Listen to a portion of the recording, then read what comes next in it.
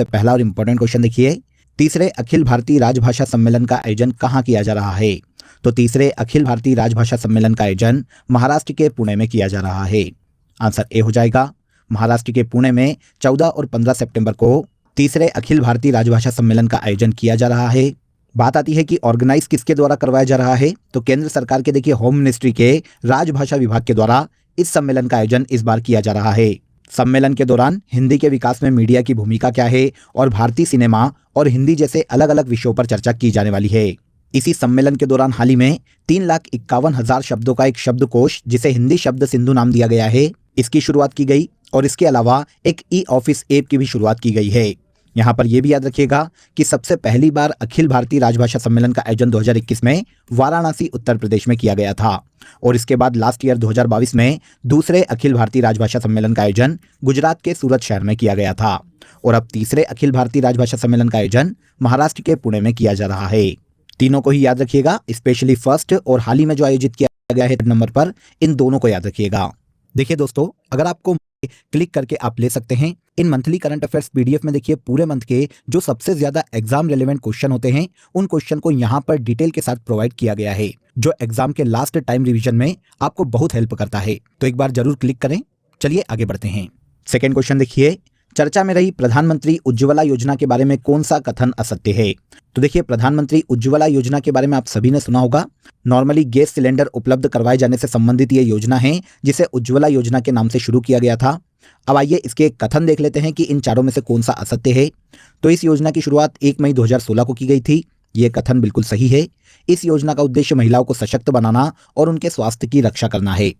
ग्रामीण क्षेत्रों में ऐसी जगह पर, दूर दराज के ऐसे इलाकों में जहां पर महिलाएं देखिए चूल्हे पर खाना बनाती थी, तो उनसे क्या होता था, धुआं बार बार नाक में जाता था, सांस में जाता था, तो उन्हें स्वास्थ्य संबंधित परेशानियां होती थी। अब उज्ज्वला योजना से जब गैस सिलेंडर मिलने लगे तो स्वास्थ्य की रक्षा होने लगी।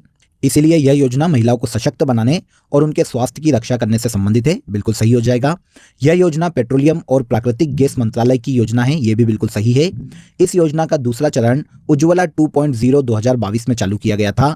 तो ये कथन गलत है, क्योंकि उज्ज्वला योजना का जो दूसरा चरण है वो 2021 में शुरू किया गया था। तो आंसर डी हो जाएगा। उज्ज्वला योजना से संबंधित ये कथन बिल्कुल गलत है। तो आइए अब हम जान लेते हैं कि ये योजना अभी चर्चा में क्यों है। तो हाल ही में केंद्र सरकार ने प्रधानमंत्री उज्ज्वला योजना को 3 वर्ष के लिए आगे बढ़ाने को मंजूरी दी है। इस योजना का विस्तार देखिए 2023-24 से 2025-26 तक के लिए बढ़ाया गया है और इस दौरान 75 लाख रसोई गैस के कनेक्शन प्रदान किए जाने वाले हैं।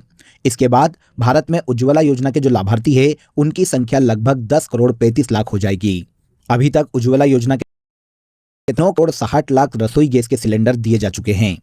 ओके, तो शुरू कब की गई थी? 1 मई 2016 में। किस मिनिस्ट्री की है? तो पेट्रोलियम और प्राकृतिक गैस मंत्रालय की योजना है। उद्देश्य क्या है? तो महिलाओं को सशक्त बनाना और उनकी हेल्थ की रक्षा करना इस योजना का मुख्य उद्देश्य है। इस योजना का दूसरा चरण मतलब उज्ज्वला 2.0 की शुरुआत अगस्त 2021 में यूपी के महोबा से की गई थी। तो यह फैक्ट भी याद रखिएगा, पूछा जा सकता है एग्जाम में। सेंट्रल गवर्नमेंट की बहुत ही इंपॉर्टेंट योजना है, काफी बार एग्जाम में पूछी जाती है, तो आपको इस योजना के सभी फैक्ट याद रखने चाहिए। नेक्स्ट क्वेश्चन देखिए, हाल ही में तूफान डेनियल से कौन सा देश प्रभावित हुआ है? तो तूफान डेनियल से अफ्रीकी देश लीबिया हाल ही में काफी प्रभावित हुआ है। आंसर भी हो जाएगा। लीबिया उत्तरी अफ्रीकी देश है फ्रेंड्स, जहां पर डेनियल तूफान ने काफी तबाही मचाई है। इस तूफान के बाद लीबिया में देखिए बाढ़ आ गई थी और इसके कारण अब तक लीबिया में 5,300 लोगों की जान जा चुकी है, जबकि देखिए अभी तक 10,000 से ज्यादा लोग वहां पर लापता है। सबसे ज्यादा इस तूफान से पूर्वी लीबिया का हिस्सा प्रभावित हुआ है। यहाँ का देखिए डॉर्न शहर लगभग पूरी तरह से खत्म हो चुका है। तो हाल ही में आए डेनियल तूफान से अफ्रीकी देश लीबिया काफी प्रभावित हुआ है। लीबिया की कैपिटल ट्रिपली है, यहाँ की ऑफिशियल करेंसी दिनार है और ओसामा हमाद यहाँ के प्राइम मिनिस्टर के पद पर हैं। नंदिनी कृषक समृद्धि जिस सरकार द्वारा शुरू की गई है, तो नंदिनी कृषक समृद्धि योजना यूपी से संबंधित है। आंसर ए हो जाएगा।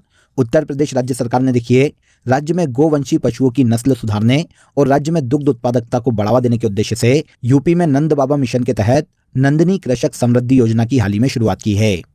यूपी में इस योजना के तहत गायों की अलग अलग नस्लों को, जैसे साहीवाल, गिर, थारपारकर या गंगातीरी जैसी जो गायों की नस्लें हैं, उनमें सुधार किए जाने के प्रयास किए जा रहे हैं। तो नंदिनी कृषक समृद्धि योजना यूपी गवर्नमेंट की योजना है। अब देखिए उत्तर प्रदेश की अदर स्कीम्स की बात करें तो मुख्यमंत्री अभ्युदय योजना, मुख्यमंत्री बाल सेवा योजना, भाग्य लक्ष्मी योजना और कन्या सुमंगला योजना, ये यूपी गवर्नमेंट की अदर स्कीम्स है जो कि अलग अलग क्षेत्रों में चलाई जा रही है। चर्चा में रही खिलाड़ी सिमोना हालेप किस खेल से संबंधित है? तो सिमोना हालेप की बात करें तो ये टेनिस की विश्व प्रसिद्ध खिलाड़ी है फ्रेंड्स। अब सुर्खियों में इसलिए है क्योंकि हाल ही में इन पर 4 साल का स्थायी प्रतिबंध लगा दिया गया है खेलों को लेकर। कहाँ की महिला टेनिस खिलाड़ी है ये भी इंपॉर्टेंट हो जाता है, तो ये रोमानिया की महिला टेनिस खिलाड़ी है। सिमोना हालेप को देखिए, डोपिंग के नियमों का उल्लंघन करने के कारण 4 साल का इन पर प्रतिबंध लगाया गया है।